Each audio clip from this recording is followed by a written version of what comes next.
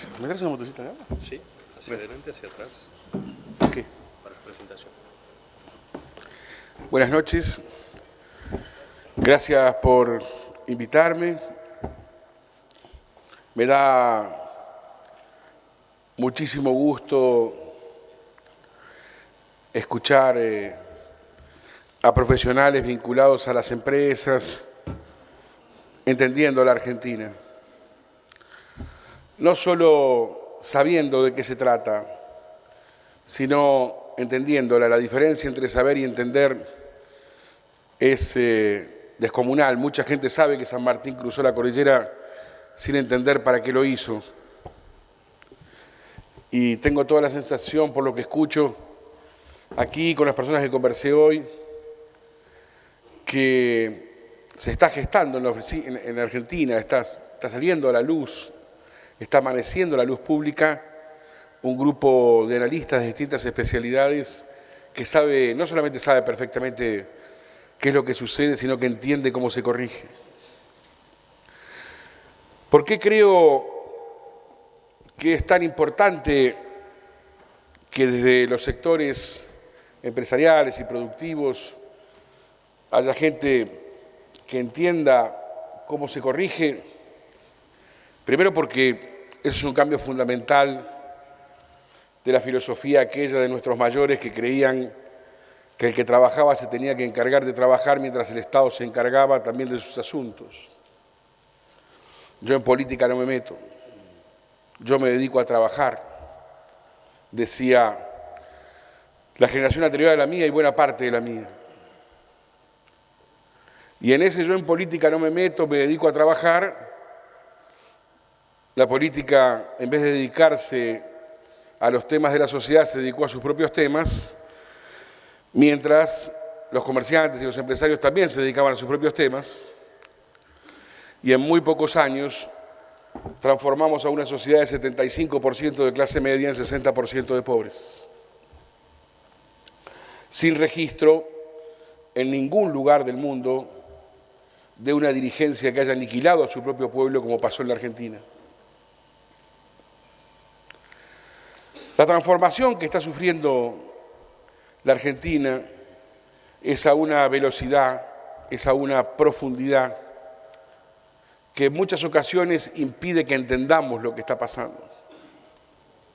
Precisamente la falta de comprensión inmediata de lo que sucede es la principal característica que define el momento del cambio.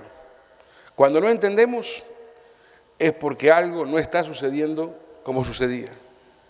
Fíjense ustedes que los dos candidatos que van a disputar la presidencia el 25 de octubre, es el que tiene las mayores probabilidades de consagrarse, tienen características absolutamente diferentes a toda la historia política de nuestro país. Ninguno de los dos viene de la política, sino que se toparon con la política alrededor de los 30, 35 años. Uno era el hijo de un empresario, entre comillas, famoso argentino, y el otro el hijo de un comerciante y deportista. No son como otros presidentes argentinos que ya a los 15, 16, 17, 18 años tenían la vocación por la cosa pública. Todo lo contrario, en sus años jóvenes se dedicaron muy a otra cosa y después se encontraron con la política. Ninguno de los dos es ni abogado ni militar. El 95% de los presidentes argentinos fueron abogados o militares. Abogados o militares en un país sin seguridad y sin justicia.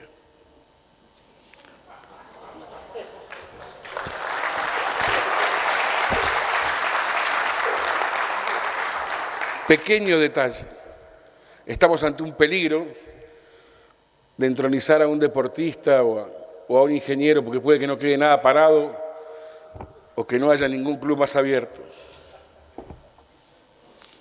Es un tema de que los presidentes argentinos no pudieron garantizar siquiera la naturaleza de sus propias profesiones.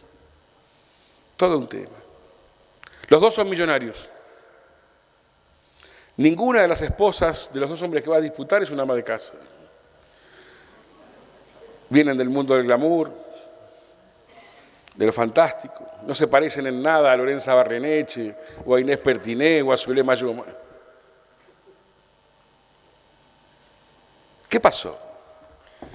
¿Cómo puede ser que estemos todos preocupados por saber quién va a ser presidente cuando estos dos tipos que están disputando no se parecen en nada a ninguno de los otros presidentes?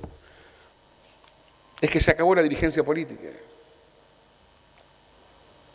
Argentina en su fracaso dinamitó a su dirigencia política, por suerte. Porque la verdad es que si pasamos del 75% de clase media a 60% de pobres en los últimos 25 años, no sé para qué miércoles la íbamos a conservar. Como tampoco entiendo para qué alguna gente quiere conservar el radicalismo o el peronismo. Si este es el nivel de eficacia, el que estamos viendo, de los partidos políticos tradicionales argentinos, que tendrían como misión mejorar las condiciones de la calidad de vida de la sociedad, la verdad es que es mucho mejor que los despidamos, y así lo hizo la sociedad argentina. No hace tanto tiempo atrás, muchos de los que estamos aquí, lo hemos visto en casa, se nacía radical o peronista, se nacía radical o peronista. Igual que un joven afgano, hoy mamá nos decía, en casa somos tal cosa. Hoy la mamá afgana le dice, si te pones 2 bombas granadas en el bolsillo y haces explotar un supermercado, en el cielo te esperan 14 doncellas. Lo mismo. Un tipo que va a morir porque la mamá le pidió, le contó una historia que no tiene comprobación alguna. Del mismo modo, mamá nos contaba que en casa éramos, y todos votábamos radicalismo o peronismo sin ningún juego dialéctico en el medio, porque mamá nos había dicho que en casa éramos. Hoy lo veo, me pareció absolutamente natural cuando nací en la casa que nací. Hoy lo veo como un disparate fantástico. Existía el comité y la unidad básica, que ya no existen. La política era una cuestión de hombres más que de mujeres, no obstante que había mujeres impresionantes, como excepcionales, Eva Perón, Alicia Moró de Justo, pero la política era una cuestión de hombres. El hombre iba al comité o a la unidad básica, ahí le hacían el bocho, y después tenía como misión colonizar la casa, un juego de polea fantástico. Y en la casa le decía a la mujer lo que había que votar y a los hijos lo que había que votar. Y todos salían, como la familia Patito, a votar por el peronismo o el radicalismo, así fuera candidato Perón, López Rega, Firmenich o Hugo Curto, y del otro lado Alfonsín, Angelós, Casella o cualquier otro. No importaba quién era candidato. Éramos radicales o peronistas. Era fácil la política para los políticos. 40% era peronista, 30% era radical. Ya se sabía a las 8 de la mañana del comicio, más o menos cómo salía. Estábamos en corrales, moríamos por hacerle caso a mamá. Así llegamos a 60% de pobres. Hoy hay 60% de independientes. Quedan 19% de peronistas, 4,5% de radicales, 4% de izquierda, 4% de derecha, 6-7% de kirchneristas, 3-4% del PRO, 60% de la población argentina se define a sí misma como apolítica o independiente y vota en cada oportunidad lo que se le canta a la reverenda voluntad. Un joven argentino de menos de 45 años no tiene ningún problema en votar a Zamora en una elección y a Macri en la siguiente. Situación que, por supuesto, ninguno de nosotros hubiera hecho respecto de radicales o peronistas. Bueno, señores, esa sociedad de nuestros hijos, que tiene menos de 45 años, es la que va a cambiar la calidad de la política argentina. Cuando el político sabía cómo manipularnos y cómo llevarnos a votar, hacía falta nada más que el cuadro de Perón o de Evita, la marcha o la marcha radical, y todos marchábamos a cumplir con el mandato de mamá. Hicieron lo que hicieron de la Argentina. Ahora, con un votante imprevisible, los políticos tienen un cagazo fenomenal. Es tanto que ha aparecido una profesión como la nuestra, a los cuales se contrata para decirle al político cómo está pensando la sociedad. Ustedes saben que si la oscuridad de la dirigencia argentina no fuera brutal, que permite un deportista y un comerciante como candidatos presidenciales, nosotros nunca hubiéramos nacido. ¿Alguien cree que Perón tenía un asesor? Balbín, Allende, Palacios. No. Sin embargo, hoy los dirigentes necesitan que le contemos qué piensan los de 18, los de 19, las mujeres, los del interior, los de la capital. ¿Por qué necesitan que le traduzcamos? Porque dejaron de entender. Creo que si entendemos esto, casi entendemos cuál es la naturaleza de la confusión en la que estamos inmersos. Dejaron de entender a la sociedad. Y entonces decime qué piensan. Y en eso aparecen artistas, cómicos, menos políticos. No hay ningún político disputando en términos reales la presidencia, señores. Miren a dónde habrá llegado el proceso de licuación de la dirigencia política argentina. La verdad que me pone muy contento porque le decía hace un ratito a la presidenta de la Cámara de Industriales Metalúrgicos que me hizo esa pregunta, es imposible que nazca lo nuevo si no muere lo viejo. Absolutamente imposible. Es absolutamente imposible que haya una dirigencia de otra naturaleza si seguimos defendiendo lo que nos ha traído hasta acá. De modo tal que lo primero que hago es agradecerle a todos los jóvenes argentinos menores de 45 que no nacieron ni una cosa ni la otra y votan en cada oportunidad lo que se les canta el quinto mandato. Esa gente es la que va a cambiar la naturaleza de la política. Cuando el político le tenga miedo al ciudadano, se va a tener que comportar como corresponde o se va a su casa. En el modelo anterior, en el cual el ciudadano le tenía miedo al político, nos llevaron de 75% de clase media a 60% de pobres.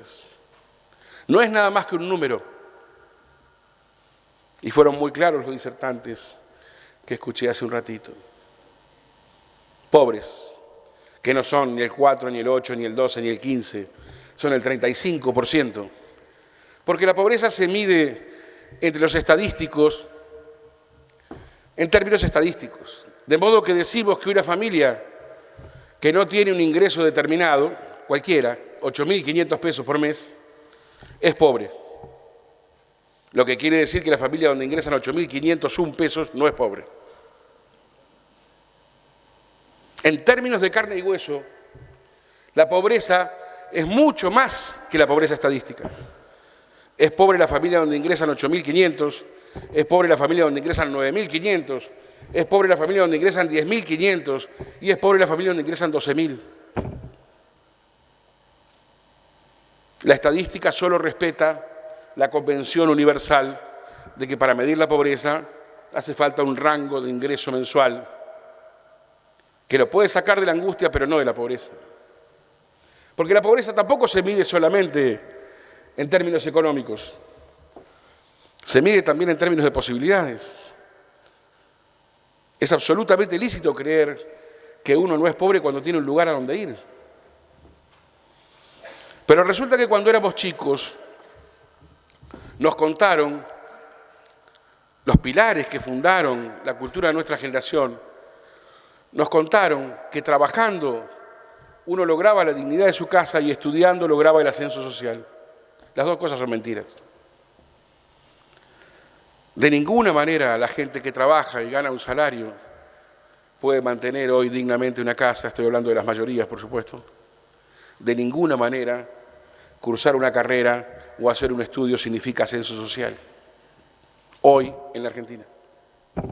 Los paradigmas con los cuales se creó, se fundó y trabajó intelectualmente nuestra generación son falsos.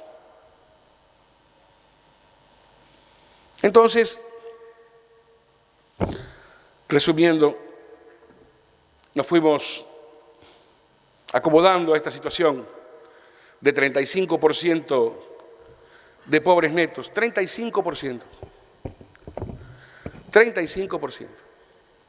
Les digo a todos los empresarios, me encantó escuchar esto del final, sean absolutamente conscientes de que no solo hay que arreglar el problema de los distintos sectores económicos y productivos de la Argentina.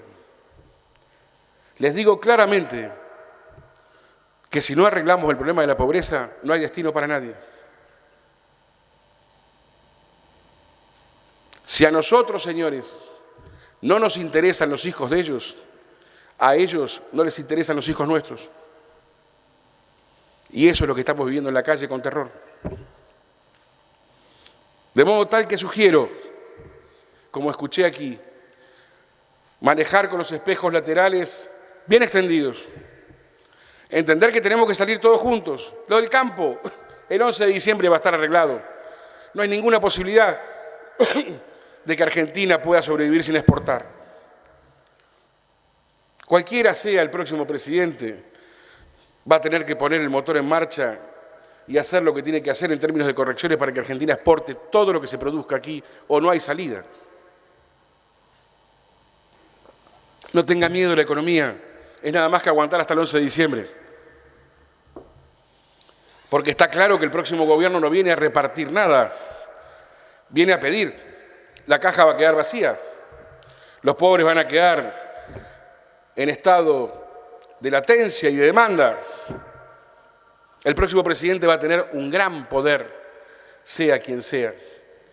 Si uno ve que todos los sectores de la producción están con demandas inmediatas hacia el poder político, que todas las economías regionales están en crisis esperando decisiones del poder político, que el salario está esperando decisiones del poder político, que los desocupados, el próximo presidente va a tener un gran poder. Porque todos vamos a depender de sus decisiones. Que nadie crea que un grupito de chicos de cualquier partido, no quiero hacer, va a encerrar al próximo presidente. La economía real, la economía social, el carne y hueso, el dolor va a estar pendiente del presidente, no de las opiniones de la cámpora. Tema para el cual recomiendo que si no queremos hacer muy importante a alguien, no le tengamos miedo. Me preguntaba recién un periodista, ¿qué opina Giacobbe de la cámpora? Mire, desde la edad que tengo y del lugar donde yo vengo, mi generación entró a la política a punta de pistola, matando gente, eliminando al que no pensaba como nosotros, dispuestos a matar y a morir. ¿Qué pueden ser para nosotros un grupo de pibes de una comisión de aplauso a 25 lucas por mes? Una manga de boludos, señores. Nada.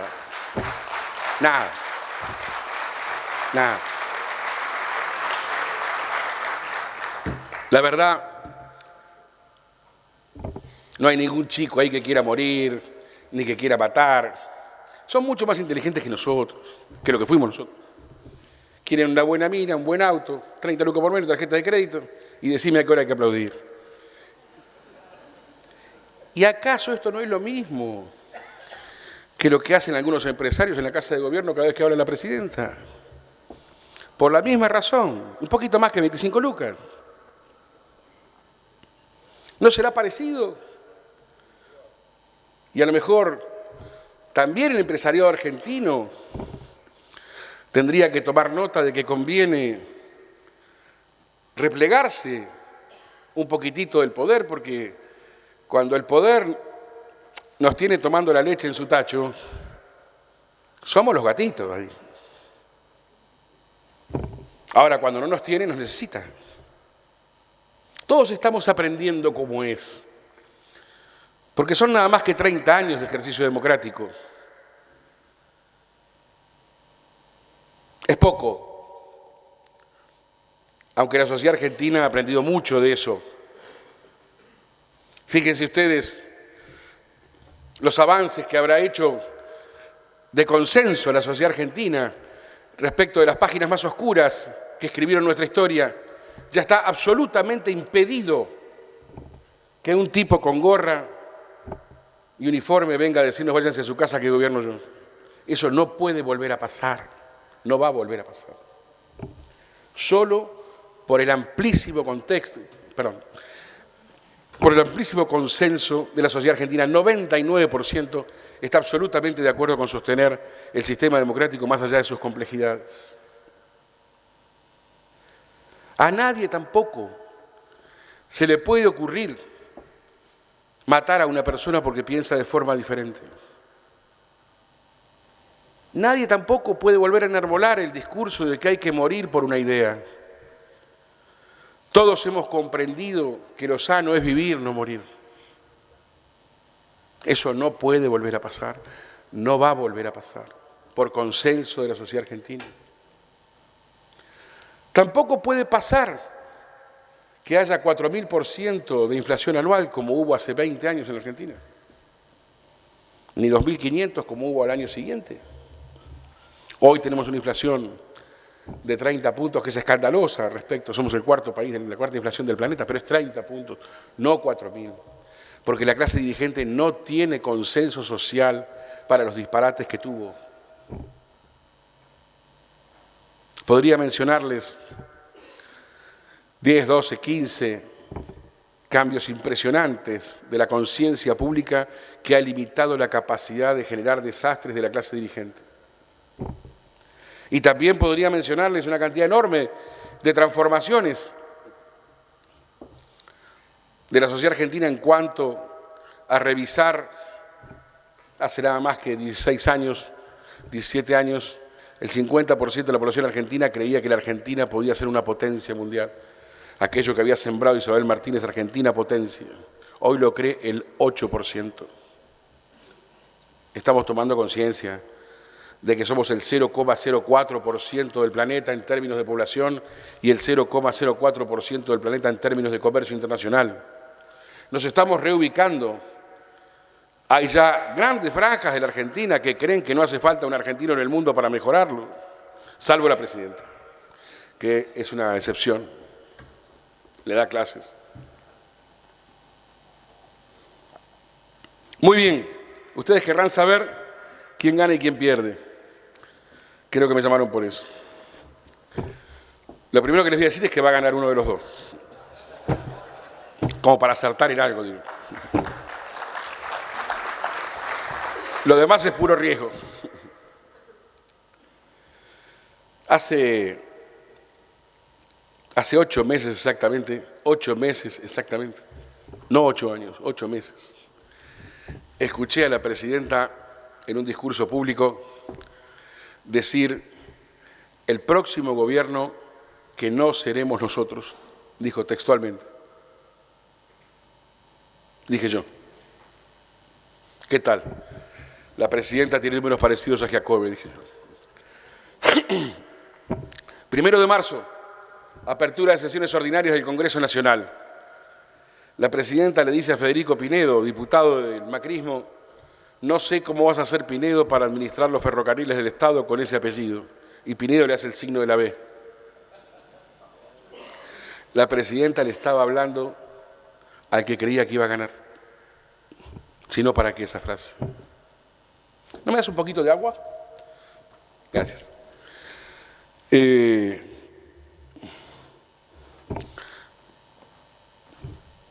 meses después de eso, gracias. Por favor. El oficialismo está disputando las elecciones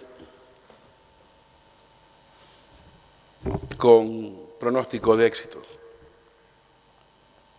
El oficialismo estaba por aquel tiempo hiperpeleado. La presidenta había preparado a Randazzo para vencer a Scioli, porque Scioli era absolutamente desconfiable para la presidenta. Eve de Bonafini, recordarán ustedes, decían que Scioli era una basofia humana. Hoy lleva la bandera. El randazismo nos juraba en las encuestas que de ninguna manera iban a votar a Scioli, Carta abierta decía que Scioli era la marioneta del imperialismo para detener el proceso nacional y popular del gobierno. Y 678 decía directamente que Scioli era un agente del imperialismo.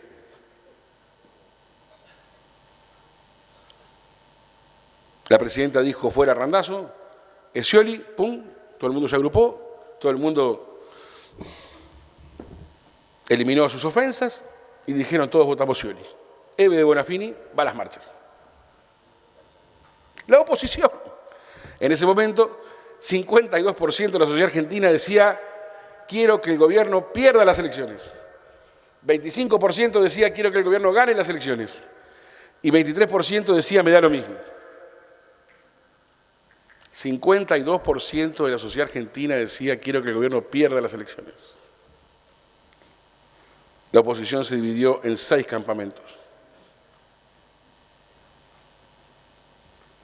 El oficialismo se nucleó en 48 horas en uno solo. Uno de los campamentos, el que parecía más, no me junto con los otros campamentos porque son impuros. Muy bien. El muchacho se llama Macri, no se llama Juan Cari. Uno dice, bueno, se habló de alianzas, fue imposible, todos avanzaron en la posición de llevar sus propias banderas. Bueno, señores, el oficialismo tiene 40 puntos, el candidato opositor más votado tiene 32. Y la oposición sigue dividida en 5 campamentos irreconciliables. La pregunta es, ¿la oposición quiere ganar esta elección?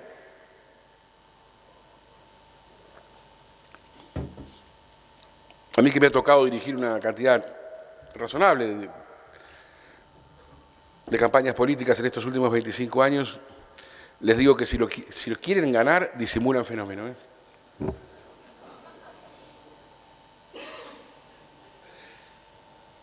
Ya sabemos que uno es 40, ya sabemos que el otro es 32, y ya sabemos que hay un tercero con 16 que cada día toma más energía.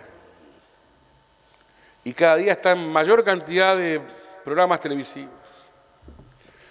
Ya sabemos, respecto, por ejemplo, del gobernador de la provincia de Buenos Aires, que la señora Vidal mide 30 puntos, que Felipe mide 18, y que Felipe dice, quiero ser gobernador, y yo pregunto, ¿quién está alentando a las terceras fuerzas a llevarlo a todos los canales de televisión?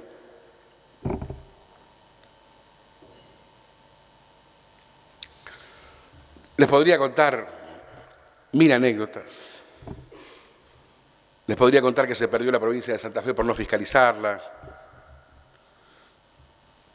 Les podría contar que después de Tucumán hablé por teléfono con los jefes de campaña de la oposición y les dije, muchachos, quiero imaginarme que llamarán a una marcha en la Plaza de Mayo, que van a juntar 1 millón de personas para repudiar lo de Tucumán. Y me contestaron, nosotros no hacemos esas cosas. ¿Qué cosas? Dije yo. Movilizaciones, juntar gente. Eso es del pasado.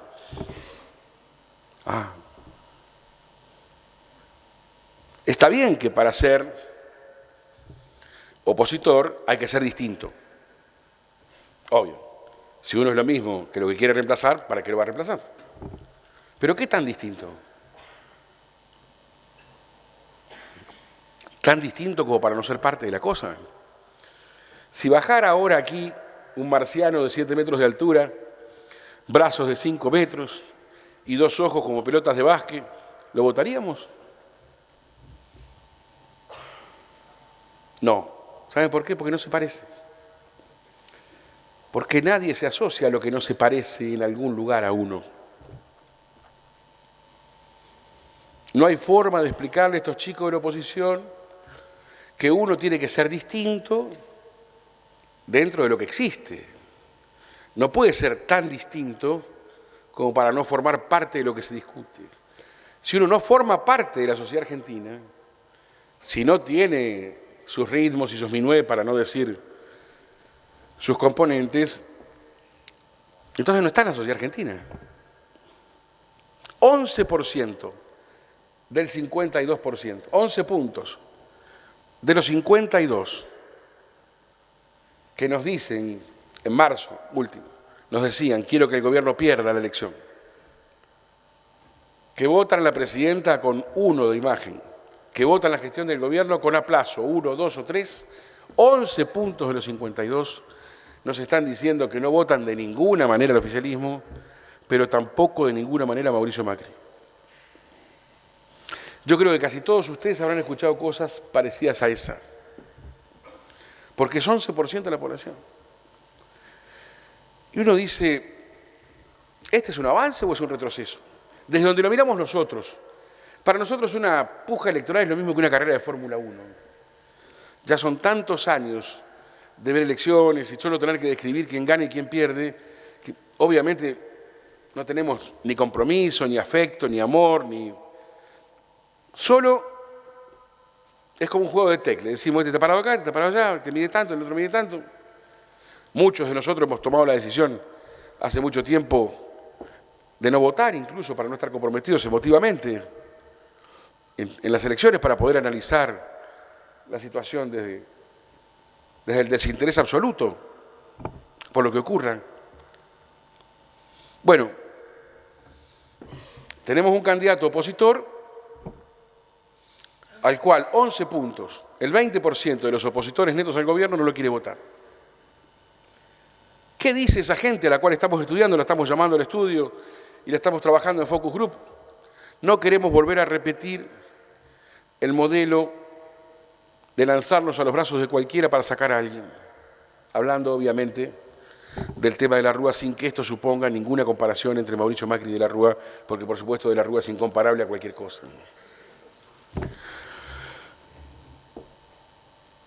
Sin embargo, 11 puntos dicen, no, tirarnos a la pileta, solo por tirarnos a la pileta no. Y ahí tenemos que empezar a entender que los 30 años de democracia han generado a un votante tan sofisticado como para llegar a una teoría política como la que les estoy expresando, que es lo del principio de la mujer golpeada, que explico siempre. Una mujer golpeada se va de su casa si tiene un lugar donde irse. Si no tiene un lugar donde irse, no se va. La pregunta es, ¿la oposición fue capaz, hasta esta altura, 50 días de las elecciones, de construir un lugar confortable, creíble, posible para el 52% de la población que hasta marzo quería que el gobierno perdiera las elecciones? No. Y ahí hay una deficiencia concreta. Lo que digo es que la oposición no pudo cumplir con el mandato que le dio esta sociedad, que le decía, queremos que el gobierno pierda las elecciones. No le decía, queremos que el próximo presidente sea tal o cual, ni no queremos que el vicepresidente o el gobernador de tal provincia o de tal otra sea tal o cual.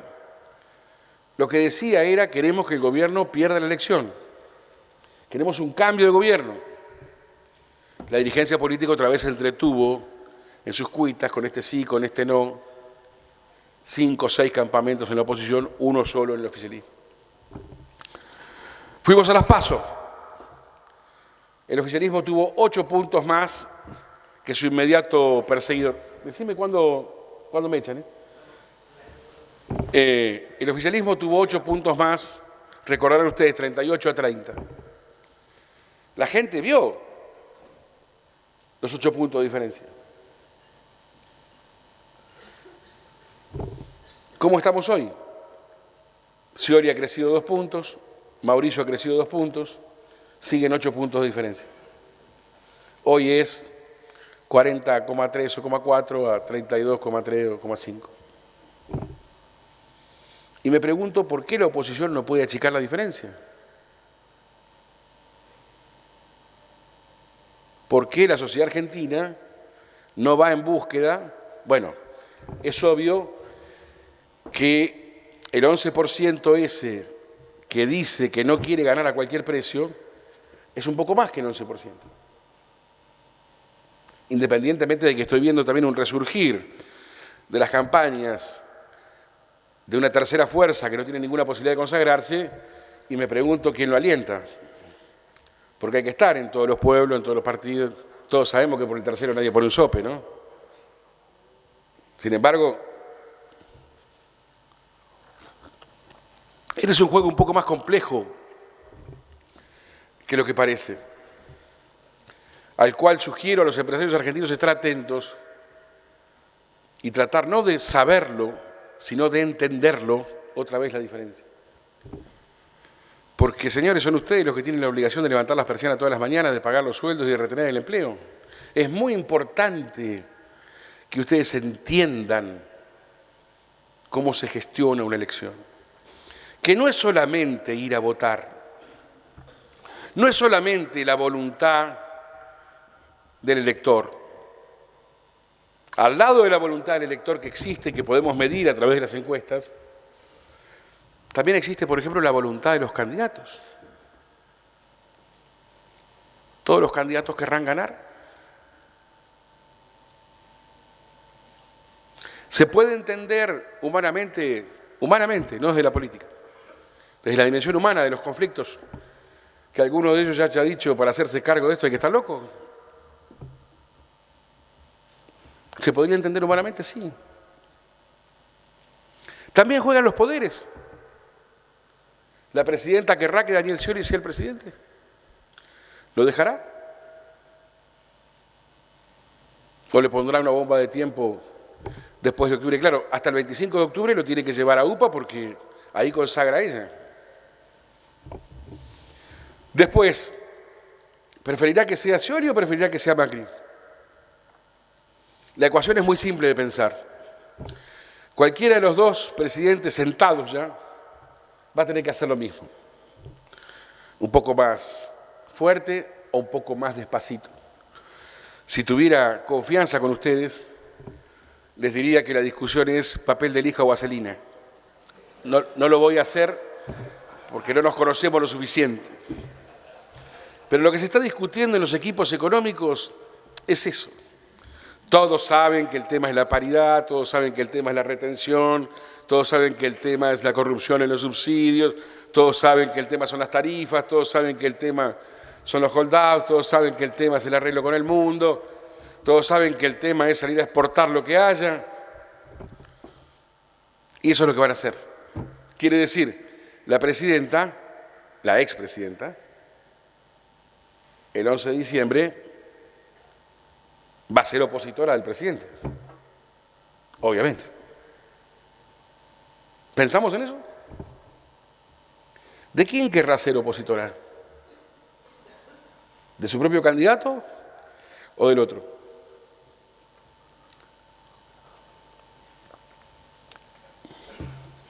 Si fuera opositora de su propio candidato, digo yo como hipótesis de trabajo, no es un anuncio, sino esto de tratar de entender qué podría pasar. Es decir, cuál es la cuota de riesgo que tenemos en una cosa que estamos viendo que parece cuadradita. Lo que estamos viendo cuadradito es que pasan los días, pasan las elecciones y los 8 puntos no se achican. Entonces uno diría, bueno, al chico no le alcanza la gracia, digamos. No le alcanza el talento, o no le alcanza la voluntad, o le juega una mala pasada el apellido,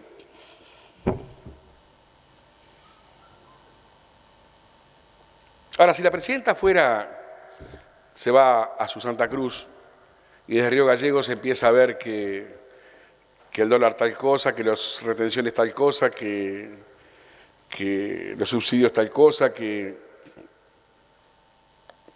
se va a poner en contra. Si se pone en contra de Scioli, presidente, ¿qué hace el peronismo? ¿A quién defiende? ¿A la presidenta en Santa Cruz o al presidente? ¿Quién se anima a contestar esa pregunta? Claro, cualquier gobernador sentado, cualquier intendente sentado, entre defender al que tiene la lapicera peronista o defender a la señora que está en Santa Cruz, va a defender al presidente. Si el peronismo defiende al presidente, el kirchnerismo pasa a ser el Partido Humanista.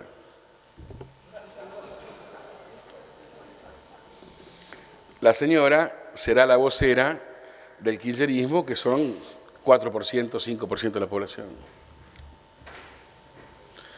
La única posibilidad de que la señora tenga alguna relevancia política durante un tiempo más prolongado es que el peronismo esté a la espalda del kirchnerismo. Y eso es un opositor sentado en la Casa de Gobierno. Con lo cual me permito sugerirle a los candidatos la idea de que piensen de que puede haber entre la primera vuelta y la segunda, en el caso de que hubiera segunda vuelta, un distorsivo, y entonces entendemos por qué algunos de los candidatos están tan interesados en ganar en primera vuelta. Porque a lo mejor está pensando como yo, aunque lo niegue enfáticamente, lo niega incluso frente a mí. Le digo, mira que puede pasar tal cosa, y me dice, no, eso no va a pasar, bueno, pero quiero ganar en primera vuelta. También juega el mundo, también juegan las embajadas, que prefieren a unos o a otros. Recordarán ustedes que cuando fue consagrado Kirchner, que salió segundo de Menem,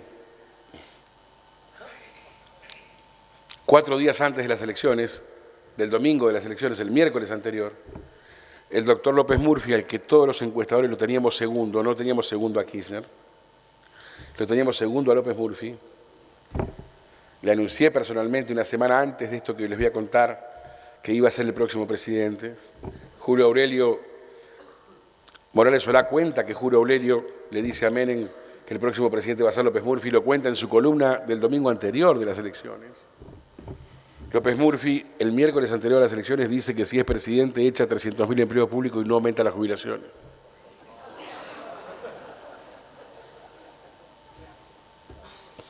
¿Saben cuánto fue? Recordarán ustedes toda esa conferencia de prensa, fue muy famosa. ¿Cuánto fue la diferencia final entre López Murphy y Kirchner, que finalmente López Murphy terminó tercero? Fue 1.200.000 votos, 300.000 por 4. Todo el mundo entendió. Y ahí está la voluntad de los actores. ¿Qué había pasado? Ese miércoles de la conferencia de prensa, el doctor López Murphy estuvo a la mañana en la Embajada de Estados Unidos, que le dijo que la elección no era para él. Una de las personas que lo acompañaba habló conmigo a las 11 de la mañana de ese miércoles y me dijo, nos acaban de decir que no es para nosotros. Y a la tarde fue la conferencia de prensa. No vayamos a creer que lo único que juega acá es la voluntad del votante. Juega la voluntad del votante si logramos contar los votos, que hay algún problemita también con eso. Juega la voluntad del candidato y la voluntad de su señora, que le dice, che, Mauricio, tenemos 500 palos verdes, ¿qué estamos haciendo? ¿Alguno de ustedes sería cargo de este quilombo con 500 palos verdes?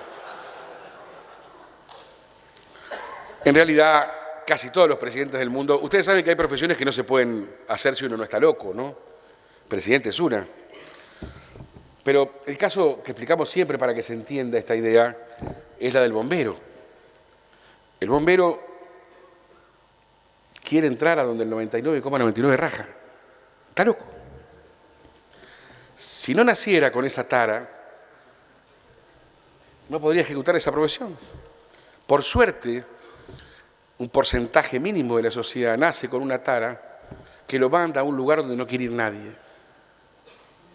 Es el bombero. Por supuesto que usted no puede ser cirujano si no es capaz de cortar a otro. Usted tiene que nacer con algún psiquismo que le permita ejecutar algún tipo de profesión. Imagínense que una persona normal, el papá de ustedes, la mamá de ustedes, el tío, ustedes mismos, que han sido invitados a 400 clubes, asociaciones, partidos políticos, vení, incorporate, trabajá con nosotros, y ustedes han dicho, no, yo tengo que laburar para mi familia. Una persona normal, digo normal por estándar, una persona normal pone toda su adrenalina en una mujer y 2 hijos. El que se quiere encargar de 40 millones es un tarado. Otra vez la tara que lo invita a ser el redentor, sabiendo desde docenas de libros que no hay ninguna demanda que pueda ser satisfecha, porque demanda satisfecha que hay, inmediatamente genera una nueva demanda. Lo que quiere decir, el que se cree un redentor también sabe que no termina bien. ¿Quién es el tipo que quiere eso? Imagínense si es loco un tipo para ser presidente de la Argentina, lo que es Obama, que es presidente del mundo. Hay que estar totalmente loco para querer arreglar el problema a 7.000 millones de tipos. Si uno no puede arreglar el problema de la suegra, por lo menos en mi caso personal, no sé cómo les habrá ido a ustedes.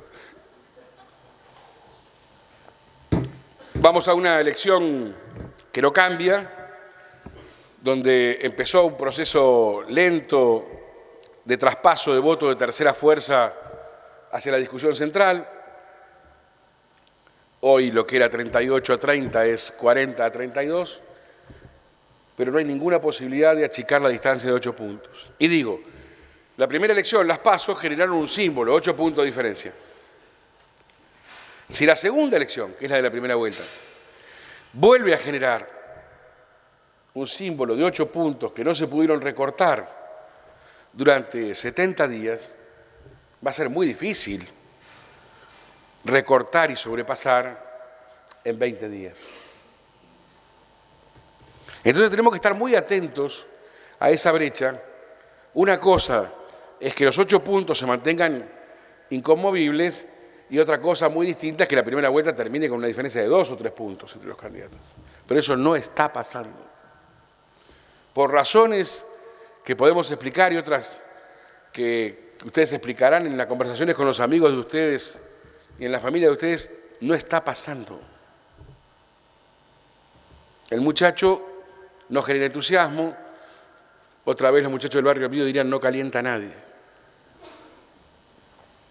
Y la política es un escenario de sensaciones. Se equivoca el político que cree que la política es una acción lógica. Lógica es la economía. La economía es 80% de lógica y 20% de magia, como la política es 80% de magia y 20% de lógica. Si no, ¿cómo podría ser candidato del CEL, señores? Si no fuera por la magia de la política. Frente a un tipo como el intendente de Rafaela, que tiene a su cargo una de las 5 ciudades, independientemente de a qué agrupación pertenezca, tiene a su cargo una de las 5 ciudades tomadas como modelo de urbanismo de la América del Sur. Y sin embargo, un actor cómico, que es amigo mío, somos santafesinos los dos, él tiene la desgracia de ser hincha de Unión, yo soy hincha de Colón, pero digamos, ¿cómo un cómico puede...? Bueno, estamos otra vez en el problema de la disolución de la confianza pública en la dirigencia argentina. Vamos a tener que atravesar esta etapa por aquello de que es imposible crear una nueva generación política y nuevas organizaciones políticas que representen más cabalmente, menos movimentísticamente a la sociedad argentina que lo representaban el radicalismo y el peronismo. Los partidos políticos que vendrán serán más específicos, representarán más específicamente sectores sociales, económicos, productivos. La gente se agrupará por intereses regionales, económicos, sociales. No es que será un movimiento en el que cabe Firmenich y López Rega. Vamos a formas superiores de organización de la sociedad, pero tenemos que terminar de desarmar, la sociedad argentina tiene que terminar de desarmar su pasado. Y dentro de ese proceso de desarmar el pasado está esta incertidumbre que estamos viviendo, que es que no sabemos qué va a pasar porque no entendemos lo que va a pasar. Los intendentes del conurbano bonaerense, que hace 20, 25 años que dominan esos territorios de una manera muy solvente en términos de aparato político, cuando hablamos me dicen, Giacobbe, no podemos entender lo que está pasando. Ellos no entienden. No entienden cómo los opositores despreciaron a los intendentes del conurbano que se ofrecieron a ir con la oposición, que además les garantizaban la logística de control del comicio. además del peso de sus propios territorios, les garantizaban la logística de control del comicio. Bueno, todos sabemos que el 95% de los aviones se cae por error del piloto. No es error mecánico. Y hay un detalle que quiero dejar aquí esta noche como mea culpa, porque la verdad es que de las tantas cosas novedosas que estamos viendo, de cada sorpresa que nos da cada encuesta, de la inteligencia con la cual contesta el ciudadano argentino, hay una de la cual nosotros no nos dimos cuenta hace un año cuando hicimos los primeros diagnósticos. Nosotros nos teníamos que dar cuenta que la sociedad argentina no lo veía a Scioli como a un kirchnerista. Y es exactamente así como se los digo. Hay una gran furia en una gran parte de la sociedad argentina con el kirchnerismo y Scioli tiene 16 puntos de imagen negativa. Aún habiendo acompañado al kirchnerismo y siendo el gobernador de la provincia de Buenos Aires. Tiene 16 puntos de imagen negativa. No tiene imagen negativa. Por supuesto que Scioli nos va a obligar a todos a reescribir la ciencia política, porque ningún ser humano puede tener una vocación de ser presidente como la que este tipo le toleró a los Kirchner, digamos. Cualquiera de nosotros le hubiera tirado con lo que tenía a mano las Kirchner mucho antes de lo que este tipo se consagró. Y sin embargo llegó. Bueno, hoy la sociedad cree que Scioli, una parte de la sociedad que los vota, cree que Scioli no es el kirchnerismo. Fíjense, aparte de ese 11% que les comenté de voto muy sofisticado, que dice no repitamos la historia de volcarnos a cualquier mano solo para echar, 4% del 40% de Scioli, es decir, el 10% de su potencia electoral, quiere que pierda el gobierno y vota a Scioli. Porque dice que Scioli es un adversario de Cristina mucho más severo. Y quieren que les diga una cosa, no está mal. Scioli ha sido el despreciado por Cristina. No es una locura. Cuando vi esas respuestas en las primeras encuestas, dije, por supuesto vimos 4% de gente que decía quiero que pierda el gobierno, voto a Scioli. Inmediatamente nos fuimos al sistema porque dijimos acá un encuestador nos dibujó 15 encuestas en Mendoza que vienen con esto. No. Eran 2 encuestas en Mendoza, 3 en la provincia de Buenos Aires, 4 en Entre Ríos, 5 en Chubut. Esto es una forma de pensar. Otra vez, una calificación del votante argentino que independientemente de que nos venga bien o mal en este momento particular histórico, empieza a analizar los hechos y su participación en los procesos políticos con un nivel de sofisticación que es absolutamente distinto a mamá me dijo que éramos peronistas. Y me parece que eso engorda, que eso robustece, que eso califica a la sociedad argentina. Todo lo que la sociedad argentina pueda hacer por pensarse a sí misma en términos de responsabilidad, no creyendo que alguien le va a arreglar el problema que ellos no quieran arreglar, nos va a ayudar muchísimo. Esto de que tranquilo que llegó Perón. Como detalle, les quiero contar que Argentina tiene algunas particularidades, ¿no?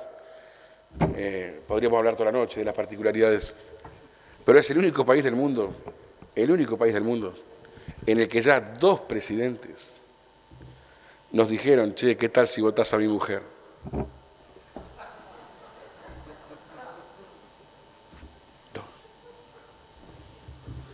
No pasó ni en África, ni en Asia, ni en China, ni en Europa, ni en Australia, en ningún lugar del planeta. 2 presidentes le pidieron a la sociedad, che, ¿qué tal si votás a mi mujer de presidente? Eso le dijimos que sí. Si quieren les cuento cómo fue en el último minuto. Lilita fue muy amiga de Cristina. cuando eran diputadas, y Cristina le contó cómo fue. Ese día fue el mismo día en el cual Duhalde, presidente, lo llama a Kirchner. ¿Se acuerdan que primero Duhalde lo lanza de la sota como candidato presidencial y no funciona la candidatura, no levantaba? Y entonces se resuelve cambiar por Kirchner. Esto me lo cuenta Duhalde en persona, me dice que lo recibe a Kirchner en la Casa de Gobierno. Y cuando ingresa al despacho presidencial, Duhalde sale de atrás de su escritorio para darle un abrazo y para decirle que él iba a ser el candidato del peronismo. Y se lo dice. Le dice, mira, hemos decidido que el candidato del peronismo vas a ser vos. Y me dice, Duhalde, ¿usted qué hubiera hecho Giacobbe en ese caso? Bueno, yo salí rajando, hubiera dicho. Pero, digamos, una persona normal que tiene ganas de ser el redentor del planeta, hubiera dicho, gracias, presidente. ¿Sabe lo que me contestó Kirchner? En vez de decirme, gracias, presidente, Kirchner me dijo, dame una obra pública para pagar la campaña. Parecido a lo que vimos después. Dame una obra pública, que todos entendemos, la obra pública, el sobreprecio, todos entendemos. Muy bien, después de eso, que se asustó muchísimo, Duhalde, digo, a Frankenstein hay que asustarlo, no es que usted se encuentra con Frankenstein en una calle y le dice "bu" y Frankenstein hace "oh", no, hay que asustarlo, hay que asustarlo. Bueno, sale de ahí de la Casa de Gobierno Kirchner y se toma un avión inmediato a Río Gallegos para contarle a su dama que iba a ser el candidato del peronismo. Y entonces, una cena, candelabro y una noche de amor, cuenta Cristina. Y en el medio de lo que un chofer mío me decía la pelea, ella le dice, ¿y yo no podré ser una vez? Y él le dice, bueno, seamos una vez cada uno. Acá estamos, señores. Muchas gracias. Buenas noches. Excelente la disertación de Jorge Giacobbe, titular de Giacobbe y Asociados. El broche de oro para cerrar este 38º aniversario de Fundación Mediterránea. Ahora, para el cierre, lo vamos a invitar nuevamente al ingeniero Martín Amengual, presidente de la Fundación y reelecto presidente de la Fundación por 2 años más, para decir las palabras finales y para entregarle, por supuesto, el reconocimiento a Giacobbe.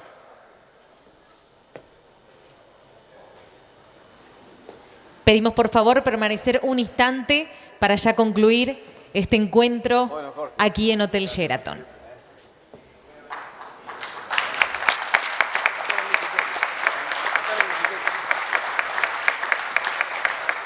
Bueno, menos mal que ha terminado Jorge, una jornada tan larga y que con sus conocimientos y su realmente alegría para transmitirnos los conocimientos nos ha levantado el ánimo a todos. Así que ha sido una jornada muy intensa porque ha habido oradores de todo tipo y muy intensa porque realmente estamos en un momento muy particular de Argentina, un momento donde todos tenemos una expectativa que realmente sea una bisagra en nuestra historia y atrás de eso estamos todos preocupados. Los comentarios y todas las opiniones han sido obviamente jugadas en un momento para hacer pronósticos muy inciertos, pero todos se han dado maña y creo que todos nos hemos enriquecido con la opinión que nos han dado cada uno de los especialistas. Y por supuesto Jorge ha sido, además de muy intenso, muy interesante todas sus opiniones, muy divertido, así que en buena hora que haya sido el último, Jorge. Gracias.